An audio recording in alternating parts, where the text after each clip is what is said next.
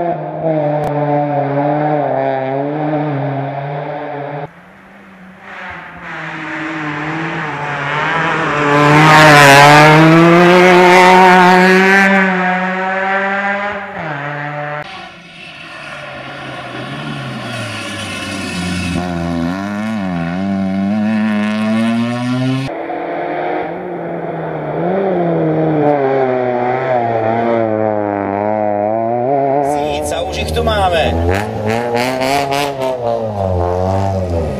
Milan Straka s Nikolou Zemanovou prichádzajú na druhom mieste. Spomínané sekundičky si rozoberieme o chvíľočku v krátkom mini rozhovore s jazdcom. Je to pochopiteľne teda aj druhé miesto v triede RP3, pretože Ford Escort Cosworth má takisto 2-litrový motor, takže opäť dvojica pohárov, v tomto prípade nepatrne menších a pre vašu informáciu je to, ak to dobre počítam, 9 sekúnd. L Racing, Milan Straka, Nikola Zemanová. Zatlieskajme im, gratulujeme.